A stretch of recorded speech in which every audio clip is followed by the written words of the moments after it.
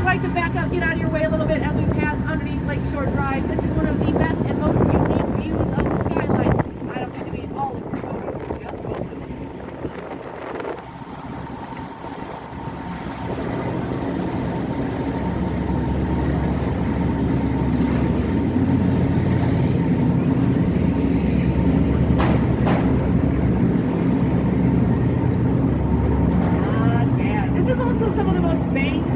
Architecture you're going to find. We've got a little bit of everything. Modernism, postmodernism, brutalism, a little bit of beaux arts, a little bit of art deco styling as well. First building I want to get into, and I mean like literally get into, but it's not done yet, so they won't let me in, is this wiggly one ahead on your left. That is Vista Tower. Should be finished early next year. Really just glass and interior left to go. About a month ago, they poured the concrete for the top floor. Vista tops out at 1,191 feet, making her the new third tallest in Chicago. The style here is postmodernism, came after modernism. Postmodernism is known for referencing and reflecting its environment, and Vista does a really great job. The bluish-green glass is referencing the iconic color of the Chicago River, and then the wavy design is of course referencing the wavy nature of the water itself. The design though comes from a local architect, a woman named Jeannie Gang. She's the head of it. It's also in Chicago. It is also along the Chicago River. That building is the very next one. The Swiss Hotel from Harry Weiss. He just really liked triangles, and I know technically it's a triangular prism, but I'm going to say triangles because it's easier. The building with the balconies though, that is Aqua, the 2010 postmodern design. Right? Postmodern, along the water, wavy.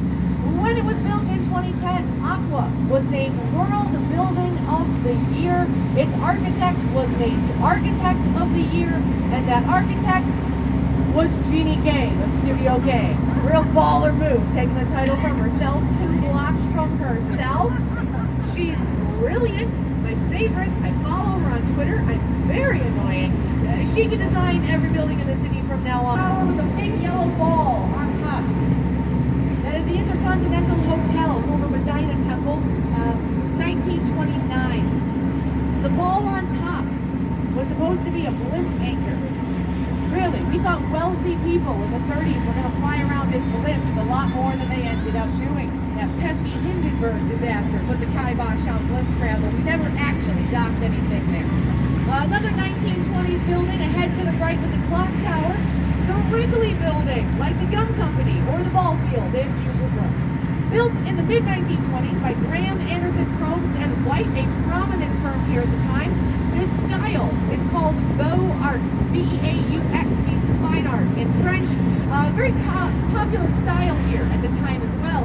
The London Guarantee and Accident Building with the temple and the columns there, it's now the London House Hotel. That is also Beaux Arts from the 1920s.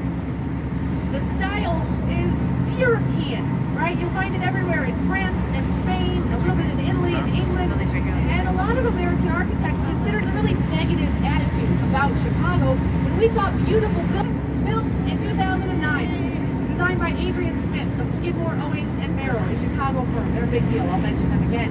Trump Tower, another wonderful example of postmodernism, referencing and reflecting, literally reflecting with the mirrored windows, all for the height of the Wrigley Building next door. Second setback for the beige angle. That fourth setback is for the height of the World Trade Center towers in New York. Designed just after the 9/11 tragedy, meant to commemorate the height of those iconic New York buildings. A little bit of love from Chicago to New York. Speaking of iconic buildings, I'm going to get to those glass in Chicago. This black tower is the epitome of modernism. That is what he thought a beautiful building should look like. Black and tall. Not everyone agreed with him. He had a student who disagreed, Bertrand Goldberg. Goldberg studied lovingly known in Chicago as the Corn Cob Towers. Not designed to look like corn. They just absolutely look like corn. In fact, these are designed to resemble rose petals fanned out falling from the sky. Looks like corn warm though, doesn't it? Yeah. That's okay. The real beauty of Marina City, it's a city within a city. That was the point. It was built in 1960.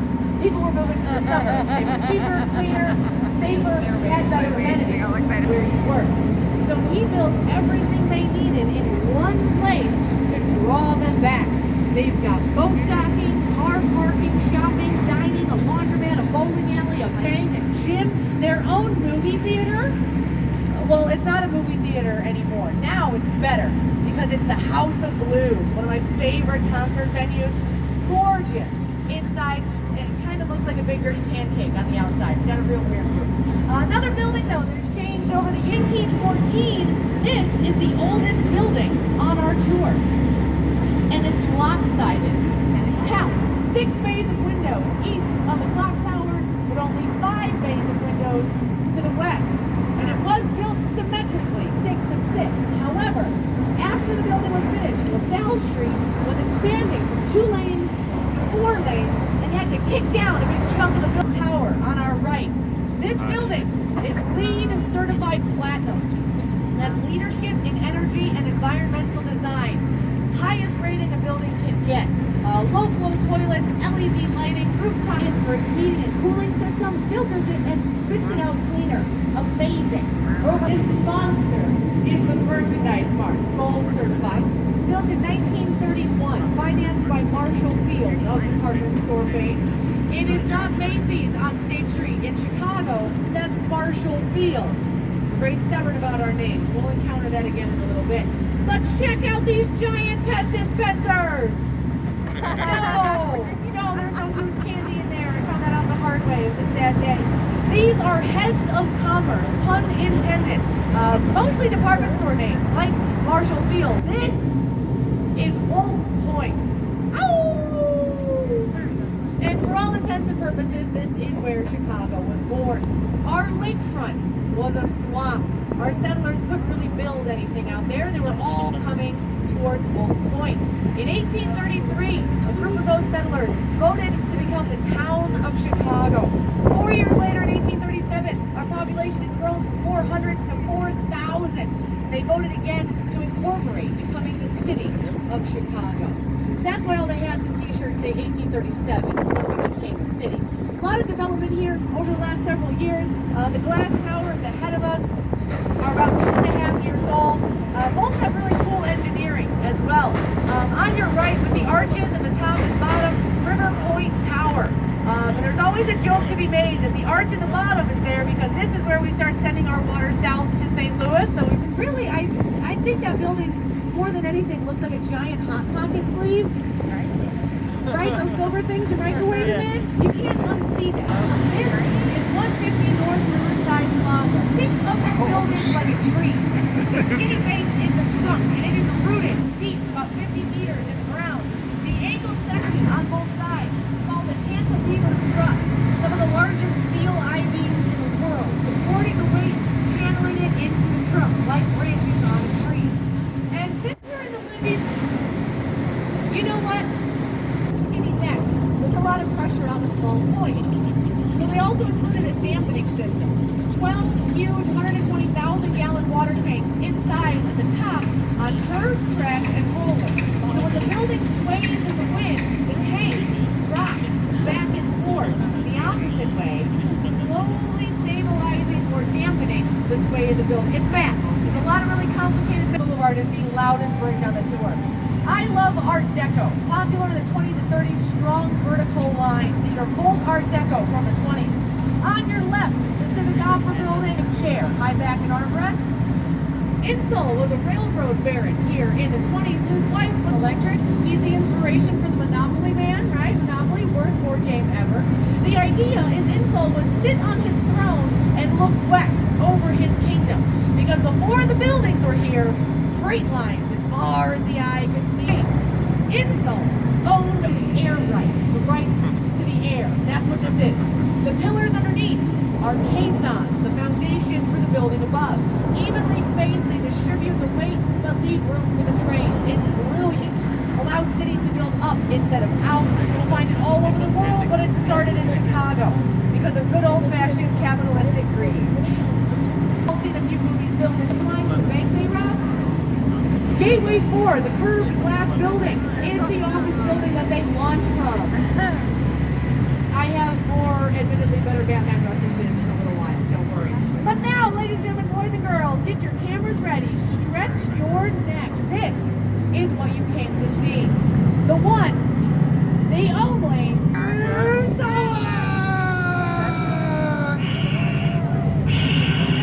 That's where tallest building in Chicago. For 25 years, the tallest building in the world.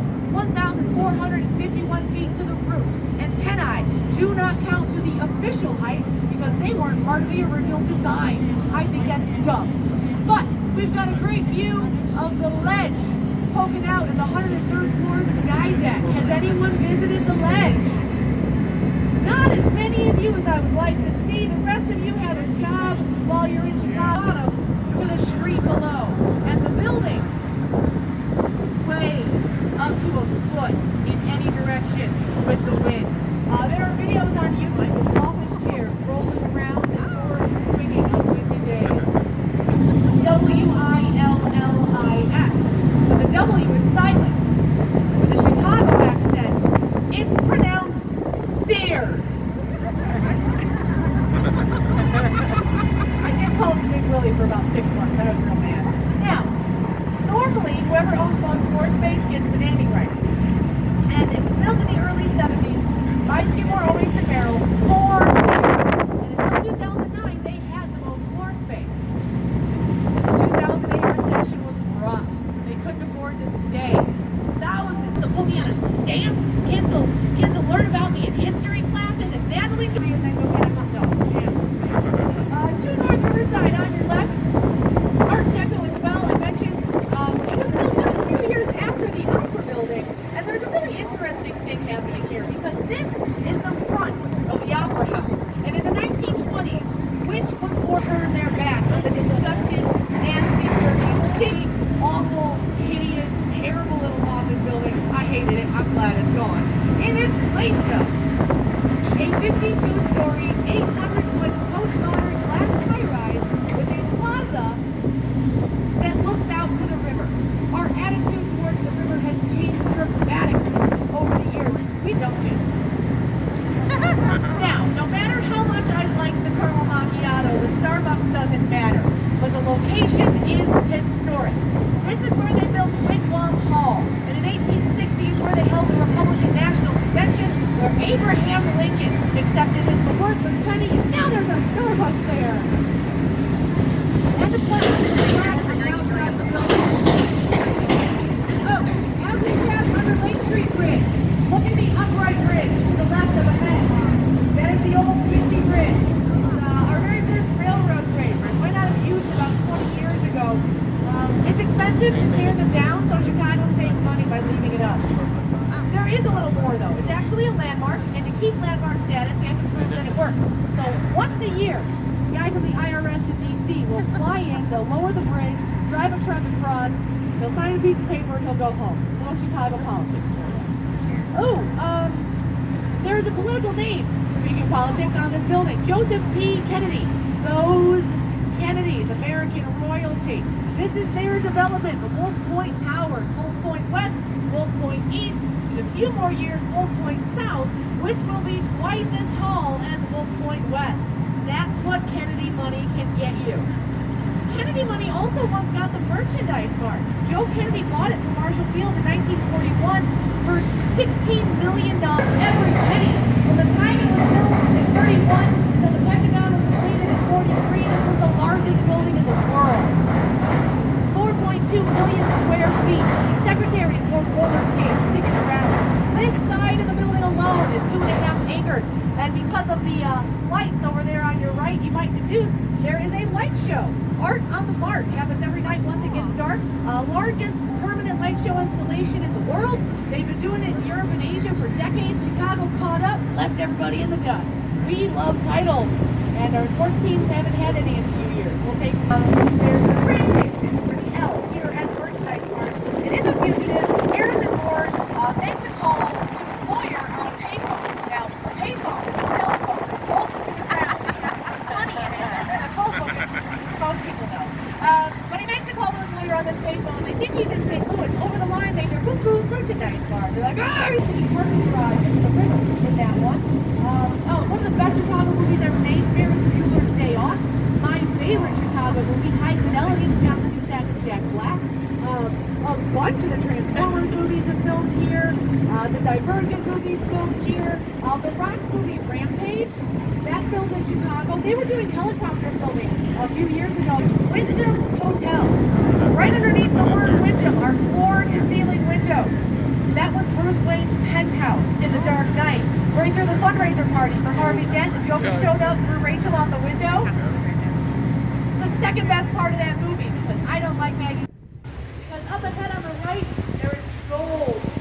And 1/5000th of an inch thick. It's not worth it. Don't climb the building or hang out of windows. I have considered it though. The building was built in the late 20s as a protest to Prohibition. The architects, the Burnham brothers, hated Prohibition. Everyone did. It was stupid.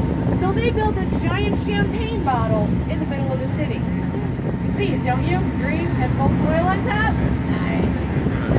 But another stove, we're using it in the 20s because of its car-sized elevator with a safer way to transport their products into the building. Imagine walking from your car into the building in the 20s with a bag of diamonds. You got robbed. So they drove into the elevator, rode to their floor, and then unloaded. Someone is waiting. I have one more Batman, and then I'll be done with them, I promise. Over on the right, you see these pillars. Behind them is Lower Wacker Drive, where they filmed a lot of the chase scene in The Dark Knight, where the Joker shoots a rocket launcher in the Batmobile. During the chase, a paddy wagon, a police van, is pushed off the road into the river right here.